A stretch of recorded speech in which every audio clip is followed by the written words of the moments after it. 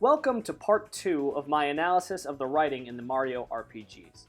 Last time I gave a little breakdown of the core entries in the Paper Mario and Mario & Luigi series to see what worked and what fell flat in the storytelling department, and how both series degraded over time. Today I will be looking at the side campaigns within the Superstar Saga and Bowser's Inside Story remakes for the 3DS, as I honestly feel they put the Mario RPG writing back on an upward trajectory, but almost nobody on the internet is talking about them because they're so aggressively turned off by the gameplay. Let's start with Bowser's minions. First of all, I'll address the elephant in the room, the aforementioned gameplay. The primary reason everyone is so dismissive of these new bonus campaigns, and possibly never really gave them a chance, is because the gameplay is very different and pretty bare bones in comparison to the Mario & Luigi series core gameplay. While I acknowledge that Minion Quest is much more a game of preparation than skillful action, it's worth noting that action commands and captain commands ensure that you really do have to keep an eye on battles. Setting your 3DS down to go make a sandwich will result in you losing a battle, no matter how overleveled you are, although you will likely never be overleveled without intense amounts of grinding. I usually found myself underleveled and needing to grind periodically, which was admittedly rather annoying, but I personally still found the recruitment of all these classic minion types, as well as the strategy involved in team composition, to be very satisfying and addictive. Most people have a favorite minion. Heck, Nintendo merchandises classic Mario enemies to death, so clearly people have an affinity for them. And I find it really cool that most minions have a strategic specialty in terms of an advantage and or disadvantage against other minion types that you need to capitalize on and work around.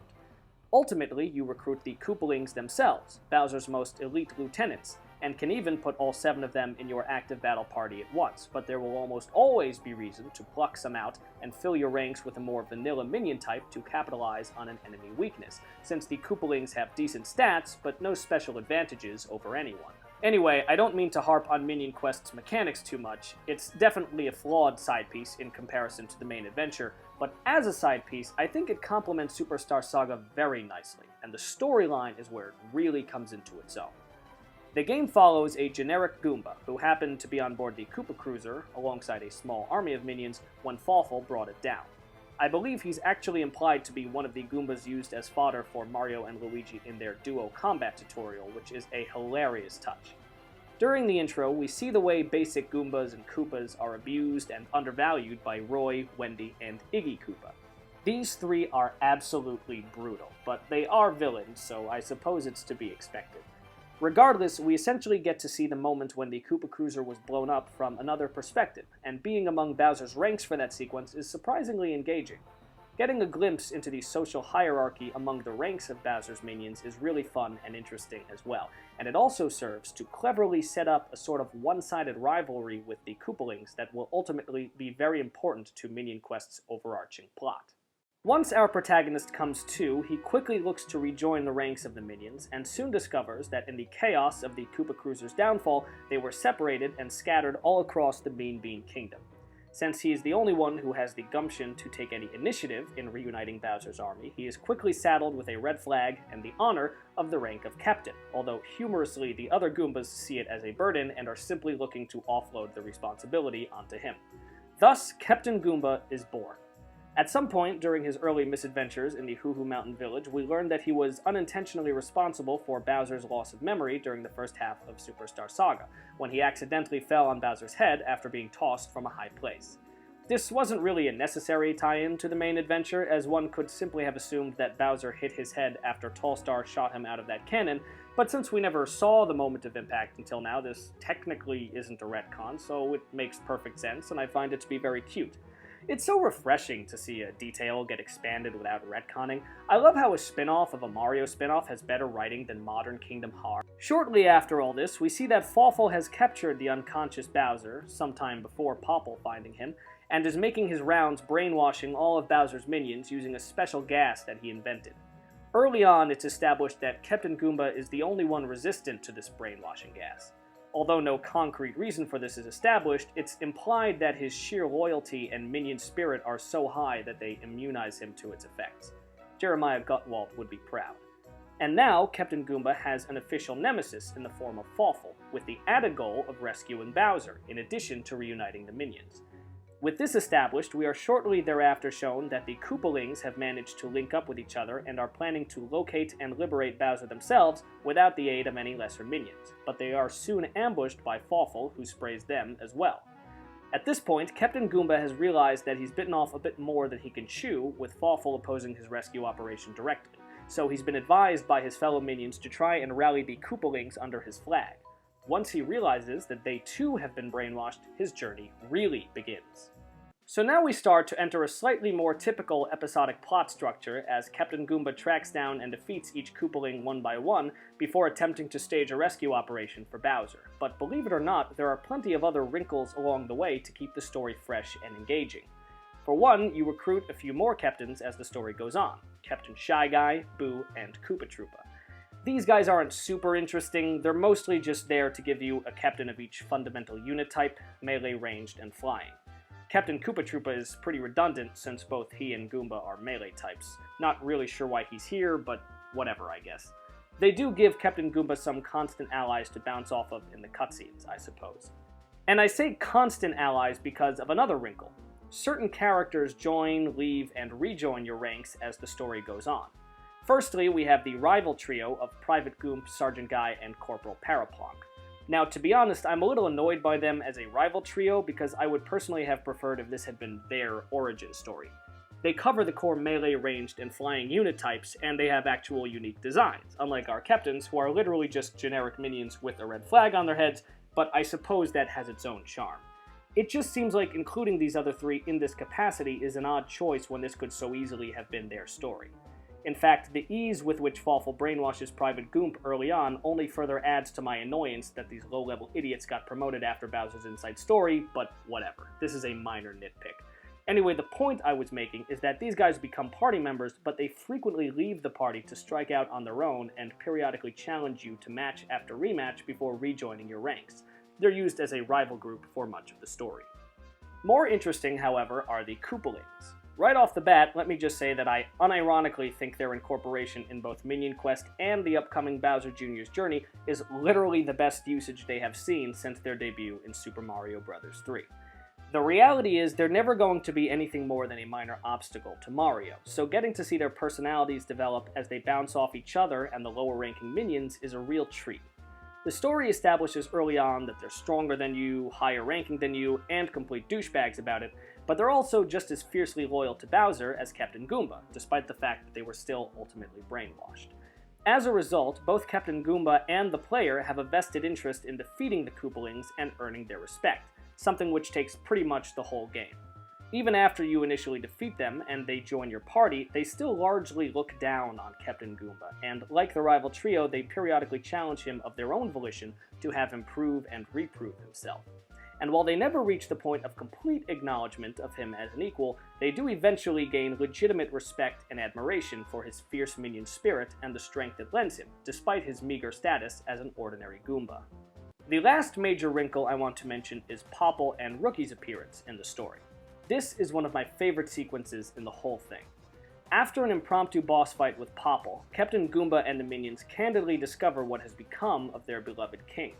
Seeing Rookie barrel through them to rush to the side of his quote-unquote boss, only to turn around and breathe fire at them as they recognize him and plead for him to come to his senses amidst the general confusion of the situation, was a genuinely engrossing and mildly heart-wrenching scene. It's one of numerous surprisingly memorable moments in their adventure.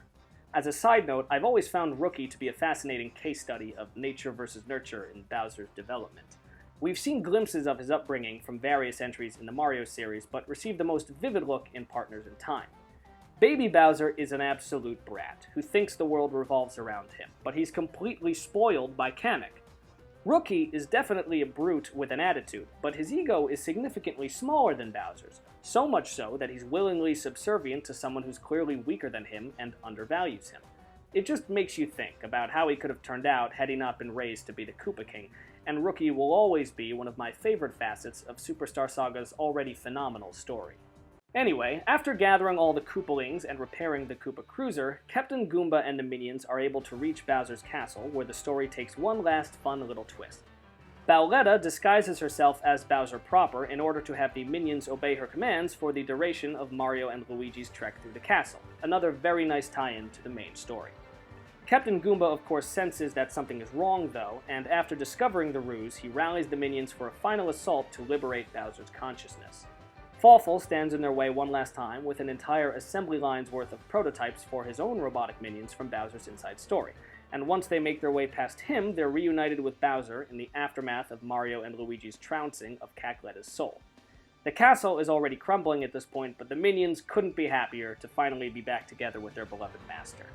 And then for the epilogue, there's a satisfying scene of all the minions assembled before Bowser's throne, with a cute little joke ending where Bowser realizes that Captain Goomba is the one who made him lose his memories, so he chases him around in anger for a bit. The end. I know this was just supposed to be a cute little bonus side story to the main quest, but the story is so much more interesting and engaging than the entirety of Dream Team and Paper Jam combined that it physically hurts me. So naturally, after being pleasantly surprised at the writing quality of Minion Quest, I was personally very intrigued to see if Bowser Jr.'s journey would keep up that level of quality when it was announced. Before I dive into that, however, I want to take a brief look at the mechanical improvements it received from Minion Quest, because even though I don't like harping on mechanics on my channel, literally every professional review I have seen for this game completely skips over Bowser Jr.'s journey like it's an afterthought, with absolutely no acknowledgement of some pretty considerable upgrades it received. That's not to say it will win over anyone who vehemently hated Minion Quest, but if you enjoyed Minion Quest even a little bit, then you should enjoy Bowser Jr.'s journey considerably more for the following reasons. For one, the pacing has been drastically improved by an overall lower need to grind. I personally only needed to grind for 2 or 3 missions toward the very end of the campaign, and for 2 out of those 3 missions, I had enough XP being stocked up that I didn't actually end up grinding at all. Secondly, the reason there's so much less required grinding is because Bowser Jr.'s journey gives the player more tools to efficiently tackle each battle in an informed manner, with free stat boosts to take the edge off. It does this in a few ways. Firstly, in addition to showing you what units the enemy troops will consist of, like in the first game, this entry also shows you their exact formations beforehand, allowing you to mirror their formations with your own units to ensure that you have the units strong against the enemy, engaging and countering exactly the units that it's most beneficial to you for them to face off with. This is frankly an enormous improvement over Minion Quest, where all you could do really was throw your units in a clump and hope they would choose to attack the enemies they were good against.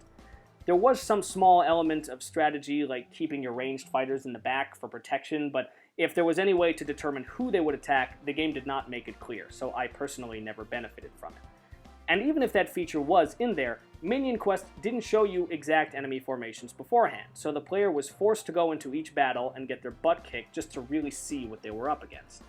Bowser Jr.'s journey also offers team attacks for multiple units of the same type, meaning if your party consists of a squad of like units, they'll all activate their special attacks simultaneously for devastating results to the enemy. Enemy units can do this too, but your deny command will target all of them at once when this happens, greatly improving its cost efficiency. And speaking of the deny command, let's talk about captains. While Bowser Jr. has most of the same captain command that Captain Goomba and the others employed in Minion Quest, he's just a stronger unit all around. Fights between captains tended to be very tense affairs in Minion Quest because the player captains weren't all that powerful, and 2 of the 4 didn't even have a damaging special attack, instead merely utilizing a single stat buff for their specials. Junior, on the other hand, has a potent attack for his special in all 3 modes, which brings me to another major improvement this time around. Junior is the only captain you receive in this entry, but he is able to switch between all 3 central unit types. Not only does this change his appearance and special attack, but it also swaps out some of his captain commands, and last but certainly not least, he's still considered the same unit no matter what mode he's in, which severely cuts back on grinding even further by not forcing the player to keep 3 to 4 separate captains in shape throughout the game. Bowser Jr. will rarely, if ever, be forced to grind, simply because he's required to attend every single battle, but in the event you elect to grind, there you go. Beyond that though, Bowser Jr.'s journey offers plenty of bonuses to the prepared player's party, enough that I handily won most fights in only 1 or 2 attempts until the final area of the game, despite consistently being underleveled. It allows you to place units in numerous specific formations that each offer a stat bonus of some kind to the entire party. Most of the time you'll simply end up mirroring the enemy's formation for the previously stated reasons, but it's nice that you get a stat boost just for being in a formation at all.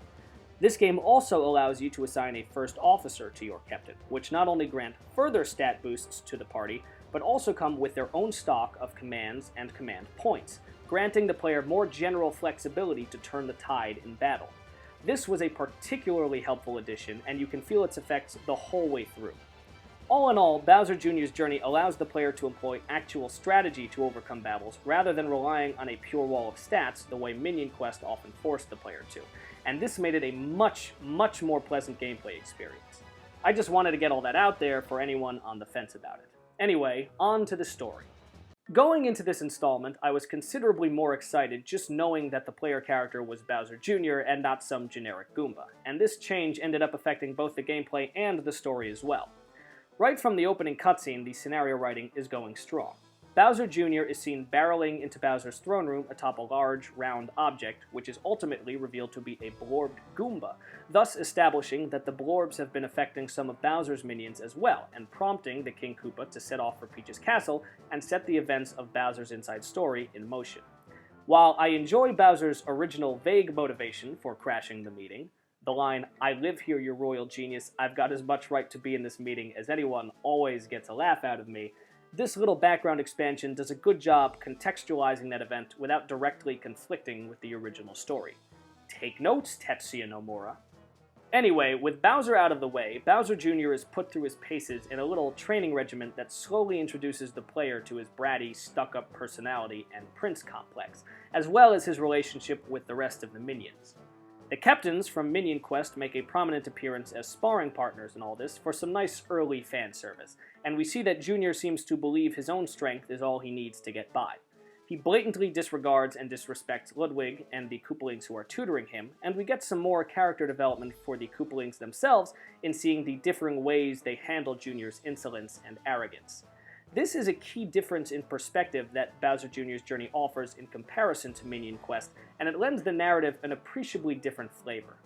In Minion Quest, you play as a lowly Goomba, a low-ranking minion that the Koopalings all look down on, and forced to work extremely hard for even an ounce of respect from them. Captain Goomba clearly has nothing but respect and admiration for them, yet they treat him like dirt most of the time, especially in the beginning. Bowser Jr., by contrast, is their prince, so he's at liberty to treat them like dirt, and for the most part they're forced to begrudgingly grin and bear it, and yet not all of them even do so entirely begrudgingly. I like that Ludwig and Wendy are clearly annoyed by Junior's behavior, but being the mature ones, they just sort of roll their eyes and ignore it for the most part. Larry, Lemmy, and Iggy aren't nuts about it either, but they're too weird and crazy to be notably disturbed by it. Morton is just a big, adorable teddy bear who couldn't care less and simply desires to protect small Bowser. And Roy, by contrast, can't stand Junior. He cops the biggest attitude of the bunch by far, and is the first to walk out on him after they leave the castle, but I'll get to that in a minute. A short way into the story, we're introduced to the Best Fitness Friends, a trio of other villains who it turns out Fawful commissioned to take care of the general brainwashing and management at Bowser's castle. First of all, let's address the obvious. They're original characters with unique designs, and they're hilarious to boot while still representing a very real threat. Hallelujah! This is what fans like to see in the Mario RPGs. Thank you for keeping your fucking nose out of Alpha Dream's work, Miyamoto. Anyway, while it's immediately obvious to the player that the BFF are bad news, they come to Bowser's castle under the guise of fitness instructors offering a personal training program, and while Roy is pretty quick to try and kick them out like typical door-to-door salesmen, Wendy cleverly wonders if fitness specialists may have a way to get the castle's blorbed minions back into shape, so the Koopalings decide to hear them out. The cleverly named Beef, Kaylee, and Dieter ultimately offer them the formula for a medicine that can cure the blorbs, Skeletone D. But the Koopalings themselves will need to find and procure 3 specific ingredients for the medicine. Bowser Jr. overhears this, and wanting to show the Koopalings up and impress his father, decides to head up the search himself. Thus, the first phase of his quest begins. It's worth noting that while the existence of Skeletone D could be seen as a conflicting retcon, since the miracle cure was originally the only way to get rid of the blorbs before this remake, it's also worth noting that the BFF have a more sinister use for the Skeletone up their sleeves, and since Fawful hired them and he engineered the blorbs himself, it follows that they would be privy to a medical antidote that Dr. Toadley wasn't. Additionally, the miracle cure was still needed to break the barrier at the fossilized Peach's castle, so it's still in no way useless even with this retcon. Again, take notes, Nomura. Once the gang leave Bowser's castle is where things really start to fall apart for them. At this point, everybody's stressed out, and Junior's insufferable attitude is really starting to get under the shells of even the more patient Koopalings. Lemmy happened to be left to guard the castle, so he's not present anyway, but as I mentioned earlier, Roy is the first to get so fed up that he just ditches the kid. Larry and Wendy reluctantly follow suit soon after, and Ludwig, being the brightest of the bunch, uses his dismissal as an opportunity to further investigate the BFF, something which will become important later. This leaves Junior with just Iggy and Morton for the time being, not that he cares. Morton happens to have brought Junior's magic brush with him and returns it to Junior, which is used to contextualize the player unlocking of Junior's ranged unit form. I love the Mario Sunshine fanservice of this mode. More importantly, however, is that it is around this time that Kamek finally finds Junior and joins the party. I find Kamek to be just as strongly utilized in this story as the Koopalings are. He happens to be the story's narrator, but that's neither here nor there. Junior has about as much respect for Kamek as a mentor as he does the Koopalings, but Kamek has already raised baby Bowser as well at this point, so he's the most patient and seasoned of the bunch when it comes to dealing with Junior's antics. He also happens to know the locations of the ingredients Junior is looking to gather, so he's able to guide Junior for this leg of the journey and keep him on track. Most impressive from a writing standpoint, however, is how his involvement in Bowser Jr.'s journey is used to justify his absence from Bowser's inside story. This is a case of a minor retcon or background detail being fleshed out in such a way as to actually cover up a hole in the original work. Now, when it comes to Mario games, and Bowser's army and family in particular, it's often pretty arbitrary which characters are selected to appear in any given entry. Even back when the original Bowser's Inside Story released, I remember wondering where Junior was and what he was doing during all this in the back of my mind, but I've accepted that this is simply how Mario games are, and so it's easy to brush these musings off and just accept that, okay, this character isn't in this game because reasons. It's not really a big deal anyway. However, when a character does make an appearance, I generally expect their presence within that game to be relatively consistent, and this is where Kamek faltered in the original Bowser's Inside Story. Now, I understand that the way that the game was designed, there wasn't really any feasible way to keep him around as a constant companion to Bowser, but the fact stands that he appears relatively prominently in the game's opening, and then simply disappears without a trace until the epilogue. And this reappearance at the very end only served to highlight how weird it was that he was nowhere to be seen for most of Bowser's adventure. In the original game, I actually assumed that he was simply one of the Magikoopas in the Magikoopa Mob, since he's visually indistinguishable from a standard garden variety Magikoopa anyway, but considering his rank and status, it was still weird that he didn't actually identify himself among them, so I was never 100% sure about this. It was just a little headcanon I made to justify his absence. Bowser Jr.'s journey, however, definitively lays this issue to rest by revealing that he simply got sidetracked when he discovered Jr. roaming around outside the castle in the aftermath of Bowser's vacuum shroom rampage. It makes sense that Kamek would choose to prioritize looking after Jr. even without it being spelled out for the player, and yet the writers still went out of their way to deliberately include a line from him in which he specifically indicates that Bowser can take care of himself, and so he's choosing to dedicate his presence to making sure Jr. stays safe for the duration of the game instead. It's a simple but still very much appreciated touch. And as fate would have it, he absolutely made the right call, as we'll see in just a moment. It turns out that as Junior was pushing his companions away one by one, the best fitness friends were stalking them and picking them off. Not permanently, of course, as this is a Mario game at the end of the day, but putting them out of commission. All except Ludwig and Roy, that is, which will become important later. Our first direct glimpse of their treachery, however, comes when Junior gets Iggy to leave his side. Kaylee and Dieter begin commenting that Beef is behaving strangely, and we actually see him mutter an apology to Iggy before pushing him off a cliff. This is pretty heavy-handed foreshadowing that something's off with Beef, and it's extremely not difficult to put two and two together, especially if you've been playing the game parallel to Bowser's Inside Story. But again, it's nice that there's just a little extra something going on here that's not 100% cookie-cutter straightforward, and perhaps younger players will actually be caught slightly off guard by the ultimate resolution of this plot point. Anyway, very shortly after this, Kamek doubles back to try and find Iggy, only to discover Iggy's clown car abandoned. And this contextualizes Bowser Jr. gaining his flying unit type form as he claims this clown car for himself. Once the player reunites with Iggy later down the line, he inexplicably has a new clown car because he just is a flying type unit, but I'm not holding this to the same standard as something like Kingdom Hearts, despite my jabs at Nomura. I'm just acknowledging this fairly inconsequential plot hole. Under the circumstances, it's just not a big deal. This turn of events, of course, leaves only Morton, the most simple-minded but apparently the most fiercely loyal Koopaling, at Junior's side for the collection of the remaining Skeleton D ingredients. Each of these is comprised of a small sub-adventure, one of which makes use of the cryogenically frozen shrews, which is always fun. Once the quest is complete, Junior returns the ingredients to the BFF and they assemble the promised medication.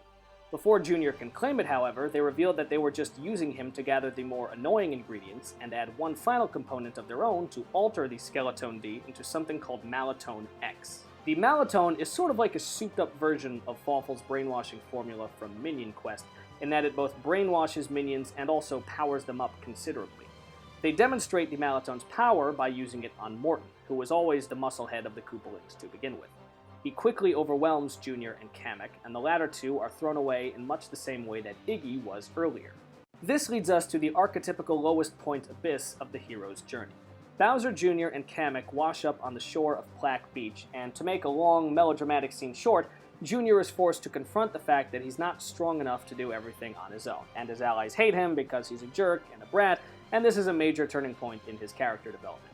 He basically pulls an almost complete 180 here and just spontaneously becomes a much more reasonable person in one heavy-handed scene. But hey, Bowser Jr. got growth and a character arc. Can you say that about literally anyone in Sticker Star, Dream Team, Color Splash, or Paper Jam? Unfortunately, no. The reality is, even in the RPGs, most Mario characters are inherently simple, and the writing isn't deep, but in the older games, it moved. Things happened. Junior's transformation here isn't much less complicated than Vivian's somewhat more built-up turn to Mario's side in the Thousand-Year Door when it gets down to it, but even little things like this keep fans engaged and go a long way to making individual moments of an adventure stick in our minds. Nobody expects Final Fantasy-level storytelling out of a Mario RPG, but for God's sake, we expect some storytelling, and with the amount of time I've spent summarizing so far, I'd argue these two side games do a pretty damn decent job of it. Something I do very much like about Junior's transformation, despite its simplicity and heavy-handedness, is something specific that Kamek says to catalyze it. He indicates that Bowser's true strength comes from the minions, and that's why they deserve respect and protecting. While on the surface this may sound like a sappy throwaway friendship power sentiment without much thought put into it, it actually comes across very authentic if you think about it for a moment. Most people who play the Mario RPGs enjoy the Mario platformers as well. The conversion of Mario's world, flavor, and to some extent mechanics into a world-building, story-driven experience is a big part of the draw, but it also means that we are able to make associations with the mainline series in the backs of our minds. Earlier in the video, I mentioned that as much as the Koopalings are hyped up in the RPGs, the reality is that they will never be much more than a minor obstacle to Mario at the end of the day. And this is true of both the platformers and the RPGs. And that's the thing that makes Kamek's assertion so authentic. Mario platformers are beloved the world over. Collectively, they're the godfather of the gaming industry, in a sense. As challenging and beloved as they are, though, they're not really renowned for having the most creative or challenging boss fights, especially the 2D entries that really popularized the series. Therefore, Mario's biggest obstacles are rarely the occasional boss characters, but rather the courses, the combination of terrain and enemy types, or in this case, minions. Enemy variety has always been one of this series' absolute strongest suits. It arguably still blows away the competition in this department to this very day. Bowser's tough, but the real challenge has always been and will always be the journey of getting to him, and this falls almost entirely on the backs of the minions.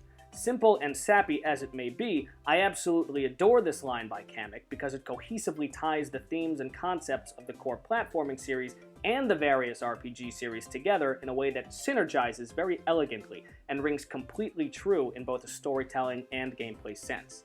I'm not convinced that this one line was actually given this much care or thought by the writers, but I'm perfectly willing to enjoy and give credit to a happy accident if that is indeed all this is.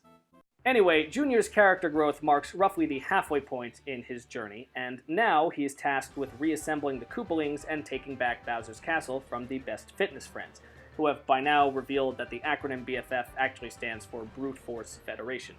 This isn't at all important, but whatever.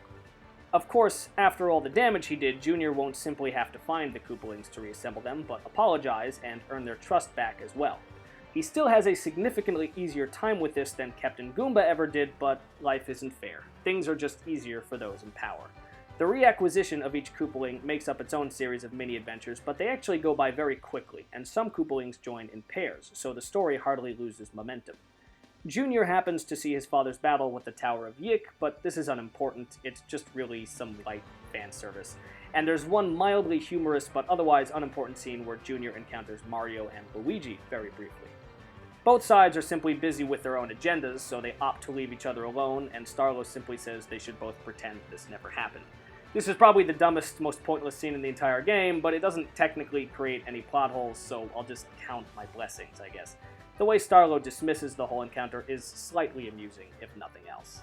More important is the ultimate revelation that Ludwig had managed to knock out and disguise himself as Beef for a good portion of the story, allowing him to spy on the BFF and gather intel, as well as lure them around using false rumors of Ludwig's whereabouts, since he was the only Koopaling able to fully elude them through his disguise.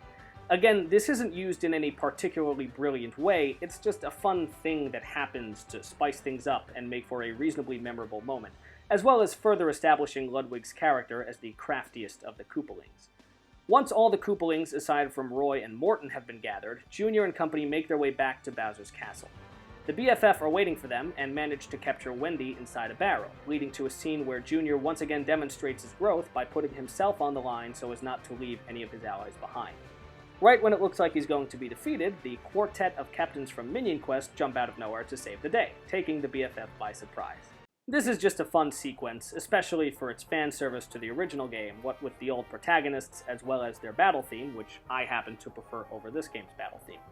What follows is the only battle with a scripted party, and it has all 4 original captains under your command. This is a nice change of pace for a single battle because it means the developers have already determined that the given party is sufficient, and there's nice synergy between the cutscene and the battle, with all the relevant characters from the cutscene being forced into the gameplay. Of course, the 4 captains join your ranks permanently after this fight. Following their scene in the spotlight, Junior encounters Roy, who is being cemented as top general badass of the Koopalings between his take-no-shit attitude and the revelation that he apparently spent the bulk of his time away from Junior taking on hordes of brainwashed minions single-handedly. Junior is of course forced to prove himself to earn back Roy's respect, and even after Junior defeats him, Roy is the only one to retain doubts about Junior's change of heart being genuine for a while. Again, this cynicism is just a nice little touch of character building to set him apart. Unironic best use of the Koopalings in all Mario media and all that. With Roy in tow, they move on to Morton, who possesses the most raw physical strength of all the Koopalings, and is also being beefed up by the Malatone X, which at this point the player has seen in gameplay can seriously buff even the most basic of units, adding to his intimidation factor. Once Morton is back under control, the party heads to the throne room for the final showdown with the BFF, though not before a cute flashback scene of Bowser asking the Koopalings to look after Junior as a concerned father. Their relationship is just delightfully wholesome. Anyway, this final confrontation is the only fight before the post-game I found myself needing to do any deliberate grinding for, but since it's the final boss, I think this is forgivable. I took the opportunity to get all the Koopalings into equal shape so that my party would consist of Junior, Kamek, and the Koopalings, all of whom appear in the pre-battle cutscene. I'm all about that maximum immersion. During the fight, Beef, Kaylee, and Dieter all take the Malatone X themselves, which seems to degrade their minds to a more primal level while it's empowering them, and for the final phase they fuse together into one monstrosity and summon a squad of Shadow Koopalings. They also indicate that they had evil ambitions of their own all along and were planning to overthrow Fawful himself. It raises the stakes a bit, and it all makes for a good, memorable climax to the story. After the battle, Junior is able to take back a batch of unaltered Skeleton D and use that to cure the blorbed minions. Bowser returns from the end of his own adventure, and there's a cute little epilogue where we discover that the name Skeletone means that it literally tones the skeleton. So when Bowser tries it in an unblorbed state, he becomes Dry Bowser. I don't feel like diving into the implications of this. Again, it's Mario, not Kingdom Hearts. I can let some doofy shit slide for the sake of a visual gag. I'm not going to talk much about the post-game, but I will say that, like the core gameplay, it's a considerable improvement over the first, both in amount of content and in the contextualization of newly acquired units.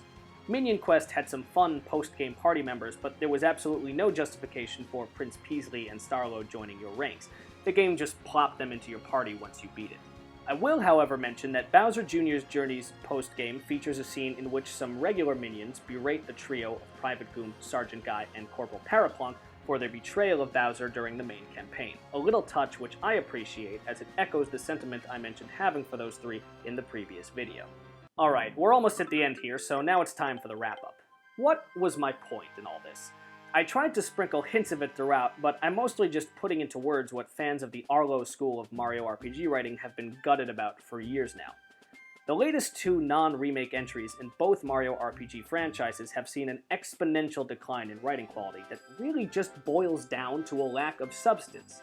While that could easily be summed up in the way I just put it, I like to break these things down and see where they work, so that in the event the creators attempt to resurrect those features, they don't completely miss the point.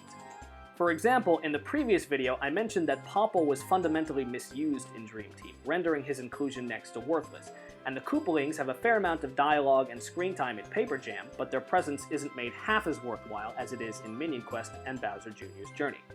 Characters are important, but the context of their inclusion is just as valuable.